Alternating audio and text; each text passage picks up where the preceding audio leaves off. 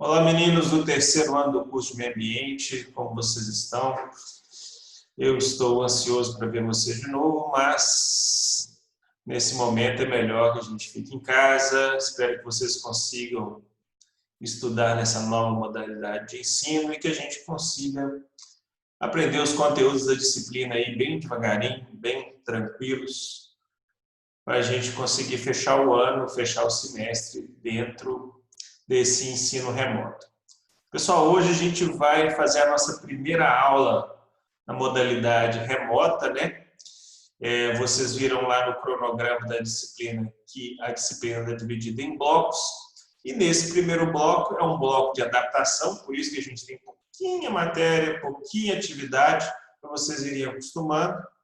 E nesse primeiro bloco eu proponho que a gente faça uma revisão do que a gente já viu até agora. Então, a aula de hoje é uma revisão do que a gente já viu até hoje, para a gente conseguir tocar no próximo bloco com conteúdos novos daqui para frente. Então, até agora, gente, o que a gente já viu foi a primeira parte sobre o manejo da vida silvestre, não é isso? E aí a gente viu nas primeiras aulas, né, que a vida silvestre é o quê? O que é um organismo silvestre? É aquele organismo que não foi domesticado, é aquele organismo que precisa do ambiente natural, do ambiente não modificado pelo homem para sobreviver. Então, o manejo da vida silvestre significa todas as ações que a gente deve fazer, né, para preservar a vida silvestre no seu ambiente natural ou no ambiente que tente simular ao máximo essa vida natural.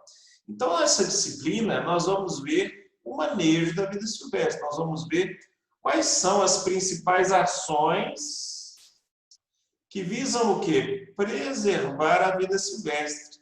Mas a gente viu nas primeiras aulas que os animais isoladamente, as plantas isoladamente, não vivem. Elas precisam de alimentos, eles precisam caçar, esses animais têm suas populações controladas pelos predadores, esses organismos precisam de outros organismos para sobreviver numa comunidade. Então, as espécies, todas as espécies, vão viver em populações. Não é isso? Então, se eu estou querendo preservar a vida silvestre, eu vou preservar, na verdade, o quê? Um indivíduo, dois indivíduos, três indivíduos dentro de um aquário? Não é assim que funciona. A preservação da vida silvestre requer que a gente preserve as populações das espécies. Então, as espécies vivem em populações, então se eu vou manejar uma espécie, na verdade, nós vamos fazer o manejo, nós vamos cuidar, nós vamos manejar as populações das espécies. E a gente viu que as espécies não vivem sozinhas, elas vivem em interação com outras espécies, formando as comunidades. Então, não basta eu preservar uma única espécie, porque ela não vive sozinha. Então, quando eu vou propor ações para a preservação de uma espécie, na verdade, eu estou propondo ações para preservar toda uma comunidade no qual uma espécie está inserida, né? E quando eu faço ações de preservação de uma comunidade, eu estou preservando a parte viva daquela comunidade e também todos os elementos que suportam aquela parte viva. Por exemplo, se eu estou protegendo os peixes de uma bacia hidrográfica, não adianta só falar porque não pode mais pescar. A gente tem que cuidar do quê? Da qualidade da água que aqueles peixes estão inseridos. Eu tenho que cuidar do quê? Da mata ciliar em volta, para não haver o quê? A erosão, o assoreamento do corpo d'água. Então, eu tenho que preservar todo um ecossistema para eu preservar o quê? Populações de espécies. Então, gente, o manejo da vida silvestre, por mais que a minha intenção seja, por exemplo, preservar uma espécie ameaçada, não dá para preservar apenas aquela espécie, né? A espécie não vive sozinha, então a gente acaba fazendo a preservação de todo o ecossistema no qual aquela espécie vai sobreviver. Então, quando eu faço o manejo de uma espécie, eu estou, na verdade, fazendo o manejo de todos os recursos que aquela espécie precisa para sobreviver. E qual que é o objetivo do manejo de uma espécie? É evitar a sua extinção. Então, o objetivo final do manejo da vida silvestre é evitar a sua extinção. A gente viu que existem duas classificações gerais para extinção: a extinção no sentido mais estrito, onde não existe mais nenhum indivíduo da espécie. Eu posso ter eventos de extinção local. A gente acabou de falar que as espécies vivem em populações. E as populações vivem em ambientes diferentes, locais diferentes. Então, se eu perder uma população, na verdade está acontecendo o quê? Uma extinção local. Então, as populações podem ser perdidas, podem ser restabelecidas. Então, o objetivo mesmo do manejo da vida silvestre é evitar a extinção das espécies. E o que faz com que uma espécie corra o risco de ser extinta, gente? As maiores ameaças às espécies, né, são classificadas aí em 6 grandes grupos. A primeira grande ameaça é a destruição dos hábitats das espécies. Vocês viram nas aulas de ecologia, ou vão ver ainda, não sei como é que está o cronograma de vocês, que cada espécie precisa de um número mínimo de necessidades, de coisas que precisam para ela sobreviver. E esses recursos, né, esses recursos que ela precisa, são encontrados no hábitat natural dela. Então, a partir do momento que eu destruo aquele hábitat, ou seja, eu tiro recursos daquele hábitat, a espécie vai sofrer. E, dependendo da fragilidade daquela espécie, da necessidade daquela espécie, ela não vai conseguir sobreviver num ambiente destruído deles, né? Então, por exemplo, se eu pego uma área de floresta e retiro toda a cobertura vegetal porque eu vou fazer uma obra de mineração, não vai sobrar nenhuma das espécies que está ali em cima e eu vou perder todas aquelas espécies.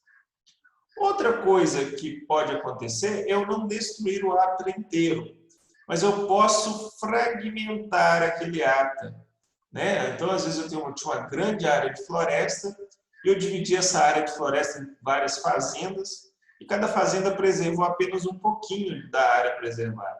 Então, às vezes, eu tenho uma área grande, mas eu tenho um resto remanescente da floresta aqui, um APP aqui, uma reserva legal aqui, outra reserva legal aqui, uma reserva legal aqui, outra reserva legal aqui. Então, o que era antes um ambiente totalmente florestado acabou se tornando um ambiente fragmentado. O que aconteceu? Além de perder área, essas áreas ainda de florestas acabam o quê? Perdendo a sua comunicação ou diminuindo bastante essa comunicação e os indivíduos, então, ficam acabando sendo isolados em pequenas áreas de qualidade pior. Qual que é a consequência? Essas espécies talvez não consigam sobreviver nesses ambientes menores, né? A gente sabe que existem espécies que precisam de um ambiente maior para sobreviver. Por exemplo, a área de vida de uma onça é enorme, é de quilômetros quadrados, porque ela precisa de presas grandes, né? Os hábitos de acasalamento, de territorialismo dessas espécies definem que, por exemplo, um macho não entra no espaço do outro, o espaço de um macho é de quilômetros quadrados. Então, quando eu pego um hábito e fragmento, a qualidade cai e a espécie pode não sobreviver mais naquele ambiente fragmentado. Outra ameaça é a degradação do hábitat. Ou seja, eu posso não destruir, mas eu posso alterar ele tanto que a qualidade cai muito. Por exemplo, um rio. Eu posso lançar tantos poluentes no rio que a água vai continuar correndo nele. Vamos pensar ali no Rio Tietê, em São Paulo, no Ribeirão Arrudas, Belo Horizonte, até o Rio Bambuí aqui, ó, quando ele passa ali perto da Rocinha. Ele recebe tanta poluição, tantos lançamentos de resíduos humanos, que não tem qualidade nenhuma para peixes sobreviverem ali mais. mesmo que exista água ali. Então, ali o hábitat foi destruído, ainda continua tendo água, mas a qualidade caiu tanto que a gente fala que o hábitat foi degradado, né? Outra forma de uma espécie se tornar ameaçada de extinção é quando ela é superexplorada. A gente sabe que as espécies têm diferentes valorações humanas, né? Por exemplo, os jacarés são apreciados pelo couro, algumas aves são apreciadas pelas penas, algumas árvores são valorizadas pela madeira ou pela tinta que sai da sua ceia. Então, por exemplo, o caso mais clássico, a gente já viu nas nossas aulas de superexploração, foi a espécie que deu o nome ao nosso país, que é o pau-brasil. Então, o pau-brasil foi superexplorado até chegar a ser ameaçado de extinção. Então, existiam diversas populações de pau-brasil e ele foi superexplorado devido à tinta que sai da sua ceia. Bom, outra coisa que pode fazer com que uma espécie seja ameaçada é quando ela começa a competir com uma espécie que não é natural daquele ambiente. São as espécies exóticas. Essas espécies exóticas podem ter sido colocadas lá dentro pelo homem, né? Por exemplo, hoje é muito comum nas fazendas as pessoas fazerem tanques de tilápias, né? Aí abre um buracão lá na terra e coloca água, faz um tanque artificial ali, um lago artificial pequeno, e coloca tilápia ali.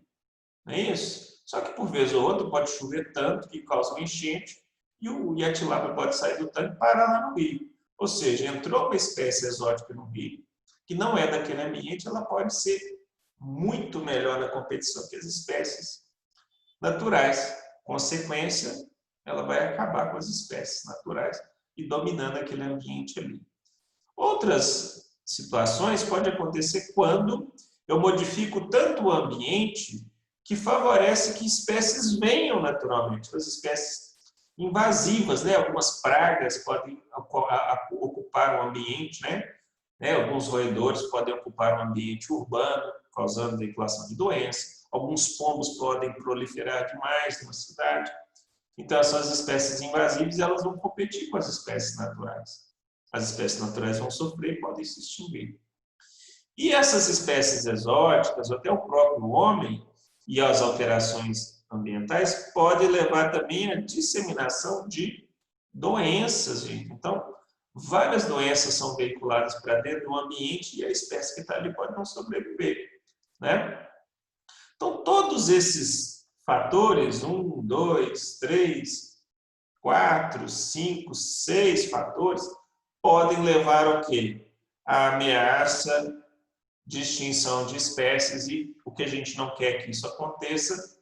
Então, a gente vai fazer o quê? O manejo das espécies. Então, geralmente, no manejo das espécies, gente, o que a gente tenta fazer? É evitar que estes 6 fatores aqui acabem com a nossa espécie. Então, geralmente, o manejo das espécies envolve o controle desses 6 fatores que eu coloquei aqui no slide.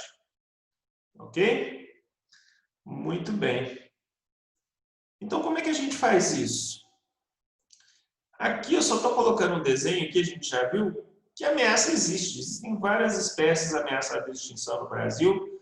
Aqui eu coloquei as causas principais e o número de espécies que estão sendo ameaçadas por cada tipo de efeito. Então, que só para vocês observarem que esses efeitos todos aí têm um peso enorme e normalmente eles não vêm sozinhos, né? A fragmentação pode vir com a degradação, com a introdução de espécies. A espécie que chega pode trazer doença, então não necessariamente ela está sob efeito de um único fator, pode ter vários fatores ao mesmo tempo. Bom, então como é que a gente avalia uma espécie para saber se ela precisa ser manejada ou não? Ou seja, como é que a gente sabe que ela está sendo ameaçada de extinção? Então, 3 fatores, gente, geralmente são avaliados pelos ecólogos ali, as pessoas que vão fazer a gestão ambiental.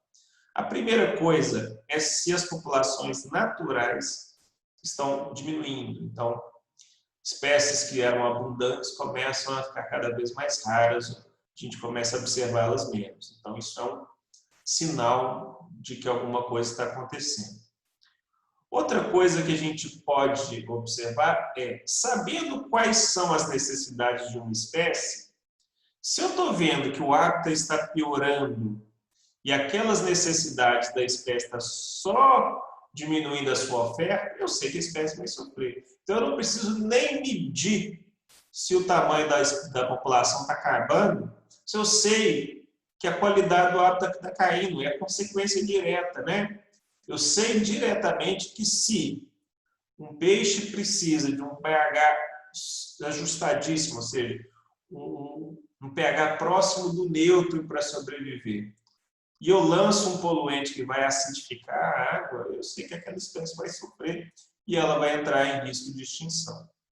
Então, além do declínio das populações, a gente pode ter o quê? Disponibilidade de hábitats perdidos.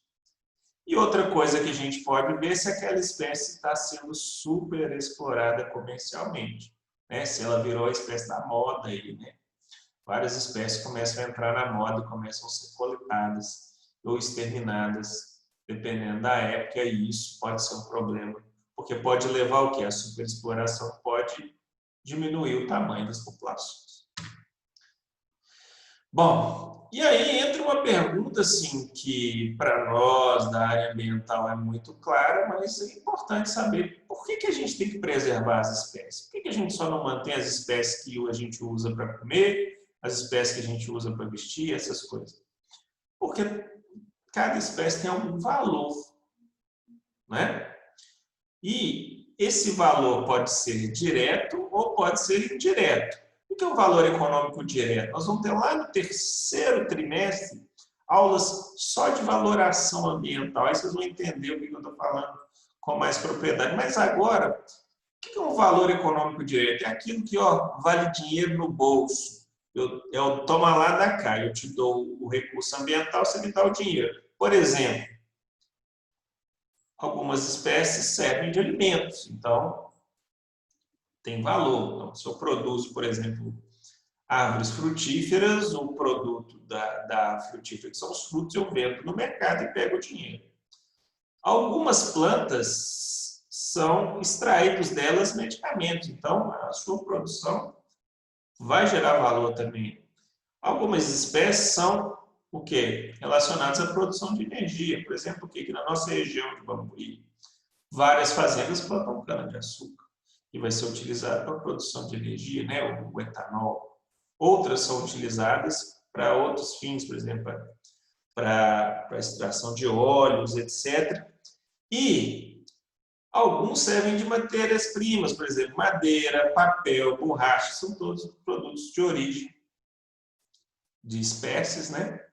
E elas têm valor direto. Só que algumas a gente não consegue medir o valor direto delas. Por exemplo, são aquelas espécies que prestam serviços ambientais. O que são serviços ambientais, gente?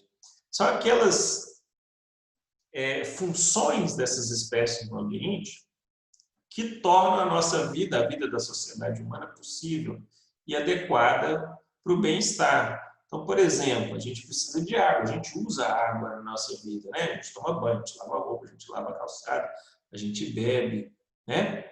E essa água, ela precisa ser o quê? Recirculada, né? Então, por exemplo, o solo, ele funciona como se fosse um filtro da água que penetra ali, e a água que chega lá no poço, no lençol freático, é uma água de ótima qualidade. Por quê? Porque todas aquelas camadas do solo vão servir como um filtro. Então, isso é um serviço ambiental, essa filtragem é um serviço que o solo faz de graça para a gente. Mas se você degradar o solo, se você contaminar o solo, essa água não vai ser boa. E aí eu vou ter um prejuízo direto. Né? Por exemplo, ciclagem de gases poluentes. A gente está muito preocupado hoje em dia com o efeito estufa. E as florestas fazem o quê? A transformação do CO2 em oxigênio de volta, diminuindo esses efeitos. O solo, né? Ele absorve parte desses gases de efeito estufa, metano, etc. Então, gente, é importante, as plantas, o solo, faz esse serviço de redução dos gases de efeito estufa de graça para a gente. Mas se a gente perder essas florestas, o que acontece? A vida vai ficar ruim, né? Várias espécies de bactérias e fungos fazem o quê? A biodegradação, né? A gente fala sempre de materiais biodegradáveis. O que é um material biodegradável? Aquele material que, uma vez lançado no ambiente, vai ter alguém que vai transformar esse material num material inerte ou num material que seja utilizado. Existem materiais que essas bactérias e fungos, etc., que tem no ambiente não dão conta. E aí eles ficam parados ali, acumulando no ambiente. Então é importante que a gente produza, use materiais biodegradáveis, mas também é importante que a gente mantenha os organismos que vão fazer a biodegradação. Porque não adianta nada eu produzir um biodegradável se não tem quem biodegrade. Não é verdade?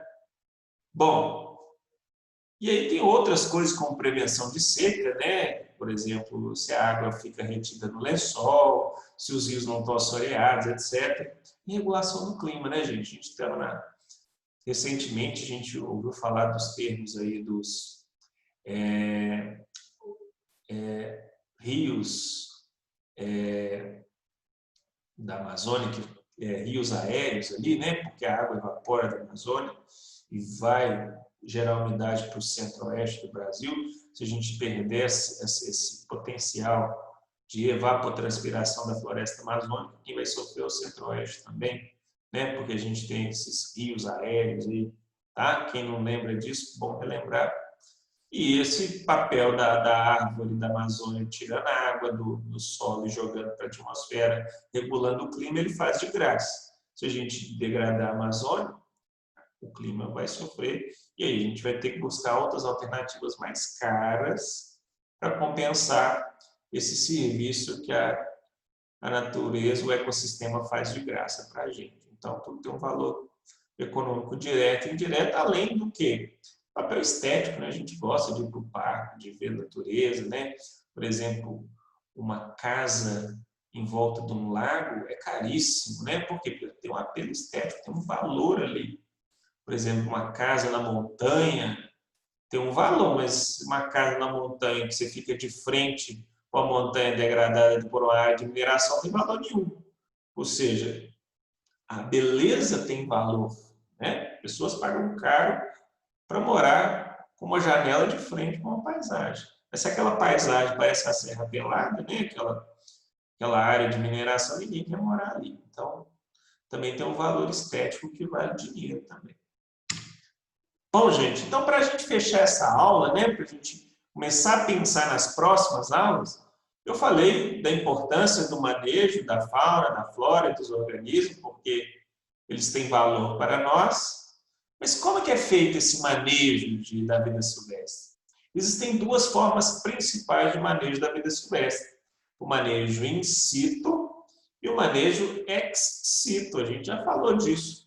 No manejo in situ, eu faço o manejo da espécie no seu habitat natural, né? Eu tento preservar a espécie dentro do seu ecossistema mesmo. Como que eu faço isso? Com quê? Com o manejo das unidades de conservação, que vai ser o assunto do próximo trimestre. Vocês já viram na gestão ambiental que o que as áreas rurais precisam de manter as reservas legais, porque são os lugares onde eu vou ter vida silvestre sobrevivendo. Nas áreas de APP também, né, áreas de preservação permanente, no qual eu preciso também manter a biodiversidade, porque ela é importante para os ambientes rurais também, né? Então, eu fazer um local para preservação da vida silvestre no seu habitat natural é manejo in situ. Então, todas as ações, a gente vai ver especificamente nas aulas de unidade de conservação, tudo que a gente precisa fazer para manter as unidades de conservação, né? Elas precisam de infraestrutura, de leis, etc, etc. E tudo isso eu faço para quê? Para preservar as espécies no seu ambiente natural, para fazer o manejo in situ. Outra coisa que a gente pode ver aí nos termos novos, gente, que a gente está muito na moda hoje, é uma outra modalidade de manejo de espécies, mas essas são espécies que estão sofrendo domesticação, né? Que são passam por seleção artificial, criação de linhagens novas de poder comercial, que é a preservação ou manejo on-farm. Farm é fazenda, né, gente? Mas o que é? É você ter programas para você plantar aquelas linhagens mais rústicas, mais primitivas, que não passaram por todo esse processo aí de seleção artificial, na sua fazenda, para preservar um pouco desse material genético, ou seja, para preservar um pouco da história da espécie. Não é isso? Porque se lá na frente, depois de todo o processo de seleção, ela perder características importantes, eu consigo retornar lá nessas espécies primitivas, mais rústicas, né? Algumas a gente chama de variedades crioulas. Então, quem vai fazer isso? São os próprios produtores rurais. Então, existem alguns programas que incentivam alguns produtores rurais, principalmente pequenos produtores, a continuar plantando essas variedades não tão comerciais assim, as mais rústicas, para preservar a espécie no seu lugar. Bom, além do manejo in situ, a gente tem um manejo que é ex situ. Ex é fora do seu ambiente natural. Então, o ambiente natural, gente, é o melhor lugar para uma espécie sobreviver, porque lá ela vai encontrar todas as condições que ela precisa para sobreviver. Isso? Tanto recursos abióticos, né, coisas não vivas, água, ar, clima, etc., quanto recursos bióticos, ou seja, os outros organismos vivos que ela depende, né? Ou para fazer uma simbiose, ou porque é a caça dela, ou porque é o predador dela e regula o tamanho da população, etc. Quando eu passo para o manejo ex situ, eu estou tentando manter uma espécie fora do seu ambiente natural. Então, para manter uma espécie fora do seu ambiente natural, esse ambiente diferente, ele tem que ter um máximo de condições que simulem a condição original, senão a espécie não sobrevive. Então, ela tem que ter os quê? O básico para a espécie sobreviver e um pouco mais. Então, onde que a gente tem o manejo ex situ das espécies? Em jardins zoológicos, em jardins botânicos, né, pensando em espécies vegetais, em empreendimentos de produção de espécies em cativeiro, por exemplo, psitacídeos, né, aquelas aves tipo papagaio, as araras, etc. Existem criatórios credenciados, legalizados, para a criação e venda dessas espécies em cativeiro. Existem fazendas de criação de jacarés para abate e outras espécies que a gente vai ver mais para frente. Então, a produção em cativeiro é uma forma de preservação fora do seu lugar. Existem outras, por exemplo, existem os santuários, onde a pessoa cria um ambiente para ela, privado e tal. E, além disso, existem os bancos de germoplasma. O banco de germoplasma, gente, é como se fosse um backup. É um lugar onde você vai estocar o quê? Sêmen de animais silvestres, óvulos de animais silvestres, sementes de plantas não domesticadas, frutos de plantas não domesticadas. A gente pode guardar o quê? Um pedacinho lá daquele meristema, vocês sabem o que é meristema, né? Aquela parte da planta que faz ela crescer, né? Para que a gente consiga preservar isso para frente. Então, o mundo apresenta um monte de lugares cuja função é só guardar germoplasma. O que é germoplasma? São coisas, elementos de um organismo vivo que potencialmente podem crescer num adulto. Né? Por exemplo, a semente. Então, existem bancos de semente para tudo quanto é lado. No Brasil, o Brasil tem o maior banco de germoplasma da América Latina, da Embrapa. Aí você fala, não, a Embrapa é só de coisa cultivada. Não, tem um monte de espécie silvestre lá também, apesar do seu foco dela. Tem bactéria lá também, tem fungo lá guardado naquelas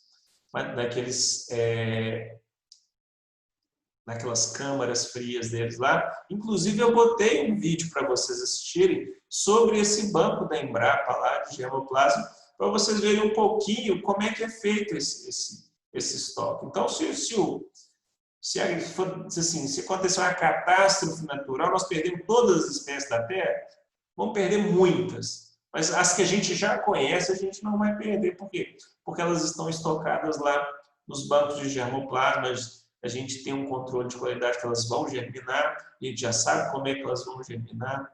Algumas sementes de animais aí a gente tem guardado, a gente tem a tecnologia. Então, vamos perder muita coisa, mas a ideia desses bancos aqui, gente, ó, é preservar um pouco da vida como se fosse um backup, né? Olha só, a gente está degradando tudo que a gente já imagina que a gente vai acabar com tudo e ter que voltar lá no backup, né? Bom, gente, então todas essas ações aí, a gente vai ver em detalhes. O manejo in situ, né, com as unidades de conservação, e o manejo ex situ nós vamos ver nas próximas aulas como é que é feito. Tá? Então, essa foi a nossa primeira aula, do nosso primeiro bloco de aulas, tá? Deixei lá para vocês a atividade de fixação. Vocês vão usar o textinho que eu coloquei lá para vocês do Ministério do Meio Ambiente, que fala um pouco sobre manejo in situ e ex situ de espécies silvestres e domésticas, né? Então, vocês podem ir lá acessar o material, acessar a aula e fazer essa atividade de fixação que eu coloquei lá para vocês. Bom, na semana que vem eu vou colocar lá para vocês a atividade avaliativa. E aí essa atividade avaliativa vocês vão ter que fazer, e essa vai valer ponto. A de fixação que eu já coloquei, ela vai valer só como frequência para vocês. Então, lá no final do bloco, lá no dia marcado, vocês acessem o cronograma, vocês vão ver lá o dia marcado para postar as atividades, vocês vão mandar essas atividades para mim, para que eu possa registrar a frequência, né, quando vocês me entregarem a atividade de fixação, mas também registrar a nota que vocês vão tirar quando eu corrigir a atividade avaliativa que eu vou postar semana que vem. Tá bom? Espero que vocês estejam tão bem. Peço que vocês acessem o material, estudem. Se tiverem algum problema, pode comunicar o coordenador do curso, pode entrar em contato comigo, tá? Eu vou criar lá aquele grupinho de WhatsApp da disciplina. Peço que vocês, então, forneçam lá no formulário eletrônico que eu vou colocar para vocês o contato de celular de vocês, que eu vou criar um grupo de WhatsApp. E aí os avisos, dúvidas que vocês tiverem, vocês podem mandar lá no grupo de WhatsApp, que no dia marcado lá no cronograma eu vou tirar as dúvidas de vocês. Tá bom? Sinto falta de vocês, né, da alegria de vocês, da presença, né, mas o momento pede que a gente fique isolado, então eu espero que essas aulas gravadas sejam um pouquinho do que a gente teria no ensino presencial, tá bom? Assistam todas as aulas, leiam os materiais que eu estou colocando para vocês, que a gente vai conseguir vencer essa disciplina, a gente vai conseguir vencer a pandemia. Tá bom, gente? Um abraço para vocês e até o próximo encontro.